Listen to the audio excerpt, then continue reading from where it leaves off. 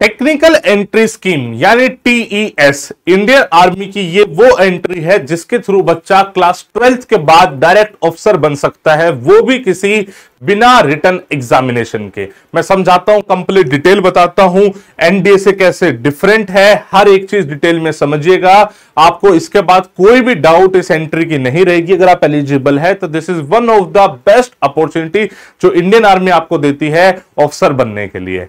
TES की बच्ची साल में 2 बार नोटिफिकेशन निकलती है, जैसे ये वाली अभी टीएस 55 की निकली हुई है तो मैंने वो वाली नोटिफिकेशन खोली है। ऐसा साल में 2 बार होता है। अगर मैं बेसिकली समझाऊं रिक्वायरमेंट क्या होती है, अगर आप 10+2 पास हो पीसीएम के साथ, अगर आप 10+2 पास हो और आपके पीसीएम में 60% मार्क्स या फिर उससे अबव है, ये मैं एग्रीगेट की बात कर रहा हूं, अलग अलग सब्जेक्ट की नहीं, तीनों सब्जेक्ट के मिला के आपके 60% से अबव होने चाहिए। उसके साथ साथ आपने उस साल जेई का एग्जाम दिया था, जैसे इस बार जब भी नोटिफिकेशन निकली है तो जेई 2025 का एग्जाम माना जाएगा। तो जेई 2025 अगर आपने एग्जाम दिया है तो साल में 2 बार नोटिफिकेशन निकलती है। एक बार ये अभी अक्टूबर में निकली है और एक बार निकली थी जून में। तो एक बार एग्जाम दोगे उसके थ्रू आपको 2 एसएसबी इसके थ्रू मिलती है। तो अगर आप इतनी क्वालिफाई करते हो तो उसके बाद बाकी क्वालिफिकेशन है, मैं वो समझाऊंगा। जैसे कि मैं इस पर्टिकुलर नोटिफिकेशन से ही समझाता हूं, आपकी बहुत सारी चीजें यहीं से ही क्लियर हो जाएंगी। टेक्निकल एंट्री स्कीम है, टीएस 55 ये कोर्स का नाम है, हर बार ये अलग अलग कोर्स होते हैं। इसके लिए आप अनमैरिड होने चाहिए। एजुकेशन क्वालिफिकेशन की बात करें तो 10+2 फिजिक्स केमिस्ट्री मैथमेटिक्स से और जेई मेंस 2025 में आप अपीयर होने चाहिए। क्लियर हो गया। वैकेंसीज इसमें 90 होती है, हर बार वैकेंसीज फिक्स आती है, दैट इज 90। बेसिकली है क्या ना, जो बच्चा टीएस में जाता है ना तो उनको 3 ब्रांचेस में डिवाइड कर दिया जाता है, हर में 30 वैकेंसीज होती है, तो टोटल वैकेंसीज होगी 90। एज लिमिट की बात करें तो 16.5 से 19.5 साल के आप होने चाहिए। अगर प्रिसाइजली बात करें तो जैसे इस नोटिफिकेशन के हिसाब से 2 जनवरी 2007 से लेके 1 जनवरी 2010 इनके बीच में अगर आप पैदा हुए हो या इन डेट से पैदा हुए हो तो आप एलिजिबल है।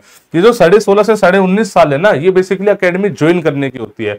तो आप मान लीजिए जब आप फॉर्म भर रहे हैं ना तो उस टाइम पे आप लगभग 15 साल 8 महीने 9 महीने के होने चाहिए तो आप एलिजिबल हो पाओगे। ठीक है जी। मेडिकल स्टैंडर्ड एज पर आर्मी होते हैं। सिलेक्शन प्रोसेस की बात करें, सबसे पहले आपको फॉर्म भरना होता है। ज्वाइन इंडियन army.nic.in पे जाके आपको फॉर्म भरना होता है। फॉर्म भरने के बाद आपकी जेई मेंस के स्कोर के बेसिस पे शॉर्ट लिस्टिंग होगी। जेई मेंस के स्कोर का आपकी मेरिट से कोई मतलब नहीं होगा, बस शॉर्ट लिस्टिंग के लिए वो यूज होगा। जैसे पिछली बार जो गया था वो 1,75,000 CRL यानी जनरल कैटेगरी में रैंक, कोई रिजर्व कैटेगरी नहीं चलती इसमें। जनरल कैटेगरी में रैंक अगर आप इसकी आपकी रैंक इससे नीचे थी तो आपको एसएसबी की कॉल लेटर आई होगी। क्लियर होगी बात। अच्छा, एसएसबी की आपको टेंशन लेनी नहीं है। एलडब्ल्यूएस एसएसबी आज की डेट में पूरे इंडिया में हाईएस्ट सिलेक्शन रेट देता है। इसमें रिकमेंडेशन बोलते हैं बच्चे, रिकमेंडेशन रेट हम देते हैं। टीएस में तो हमने रैंक 1 भी दिया है और हर बार जितने बच्चे टेक्निकल एंट्री स्कीम के थ्रू जाते हैं अप्रोक्सीमेटली 20% बच्चा एलडब्ल्यूएस ही भेज रहा होता है, यानी हर 5 में से 1 बच्चा हर बार एलडब्ल्यूएस का होता है। तो आप फॉर्म भर दीजिए, शॉर्ट लिस्टिंग हो जाए तो एसएसबी की टेंशन आपको लेनी नहीं है।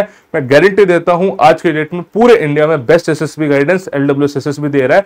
आप किसी से ही पूछ लीजिएगा, जो भी बच्चा कभी एलडब्ल्यूएस एसएसबी पढ़ के गया ना, आप उससे फीडबैक पूछ लीजिएगा, आपको समझ में आ जाएगा। खासतौर से जेई वाले बच्चों के लिए थोड़ा सा सिस्टम टफ हो जाता है, बिकॉज जो लाइफस्टाइल हम यहाँ पे एसएसबी में देते हैं अपनी प्रिपरेशन में और जो उसको आगे मिलेगी नॉर्मली वैसी लाइफस्टाइल से बच्चा अवगत नहीं होता, बिकॉज जेई की तैयारी करने का मोड अलग होता है, अलग तरीके से रिक्वायरमेंट होती है, इसकी रिक्वायरमेंट कंप्लीटली अलग है। खैर चलो, तो बच्चा जब फॉर्म भर देगा उसके एसएसबी आ जाएगी, मान लो वहां पे रिकमेंड हो गया, फिर उसके मेडिकल होंगे, मेरिट लिस्ट होगी और सीधा ज्वाइनिंग लेटर आ जाएगा। तो ज्वाइनिंग लेटर आ जाएगा तो उसकी ट्रेनिंग होगी। ट्रेनिंग का जो टोटल ड्यूरेशन है ना दैट इज 4 इयर्स। 4 इयर्स की ट्रेनिंग 2 पार्ट में डिवाइड है। 3 साल की जो ट्रेनिंग होती है उसको बोलते हैं प्री कमीशन ट्रेनिंग, जो सीटीडब्ल्यू में होती है, कैडेट ट्रेनिंग विंग। और 1 साल की जो ट्रेनिंग होती है वो इंडियन मिलिट्री एकेडमी में होती है, आईएम में।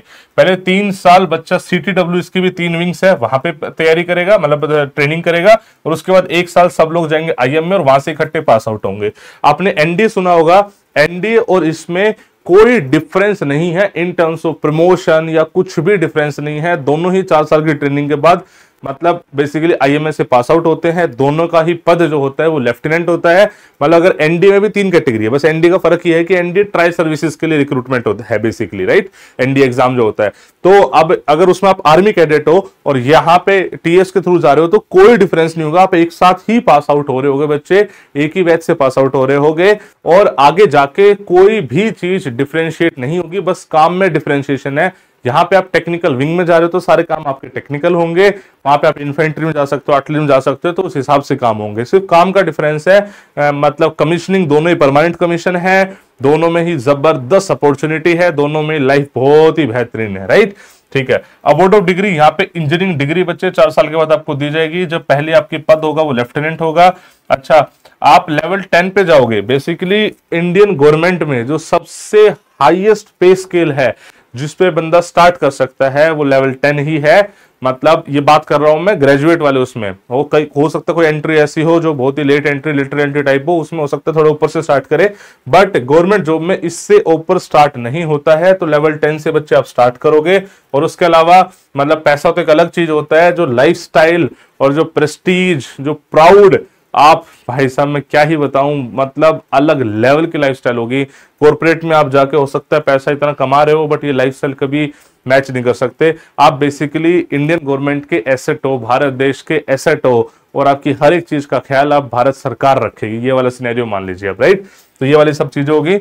ओके, हाँ ये चीज और है, आप ना बेसिकली मेनली 3 आर्म्स में जाओगे। वैसे तो हर जगह जा सकते हो, बट मेनली आप corps of engineer, corps of signal, corps of electronics and mechanical engineering में जाओगे। इन तीनों में आप जाओगे। इसका मैं थोड़ा सा डिटेल और बता देता हूँ। ये इसी का ही डिटेल वर्जन है बच्चे, वो ऊपर समराइज फॉर्मेट था, इसी का डिटेल वर्जन है। ये देखो, आप लेफ्टिनेंट बनोगे जाके, फिर उसके बाद 2 साल बाद कैप्टन, फिर मेजर, लेफ्टिनेंट कर्नल, कर्नल, फिर ब्रिगेडियर, मेजर, लेफ्टिनेंट जनरल, किस्मत रही तो जनरल। ठीक है जी। जब आप ट्रेनिंग में रहोगे ना तो 4th ईयर से आपको स्टाइपेंड मिलना स्टार्ट हो जाएगा, और कमीशन होने के बाद तो फिर तो अफसर वाली सैलरी है ही है। वो सब तो आपको क्लियर हो ही गया है कि जेई में आप जाओगे। अच्छा, ये शीट है जो मैं दिखानी है। एक तो जब आप जाओगे ना बच्चे, तो बेसिक फिजिकल स्टैंडर्ड आपसे एक्सपेक्ट करे जाते हैं। टीएस सिर्फ और सिर्फ मेल कैंडिडेट के लिए होती है, तो फिजिकल स्टैंडर्ड भी वही है, उसी हिसाब से है। 2.4 किलोमीटर का रन आप 10.5 मिनट में करनी चाहिए। Pushup 40, pullup 6, situp 30, squats 2 set 30-30 के, लंजेस 2 सेट 10-10 के, स्विमिंग बेसिक आने चाहिए।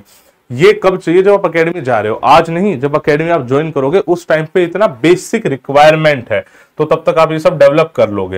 इंजीनियरिंग डिग्री की बात करें, जो मैं बता रहा था 3 विंग्स है। तो एक है CTW CME पुणे। अगर आप सिविल एंड मैकेनिकल इंजीनियरिंग में जाओगे तो आपकी ट्रेनिंग 3 साल की यहाँ होगी। एक है MCTE मऊ में। अगर आप टेलीकॉम एंड IT में जाओगे तो यहाँ होगी।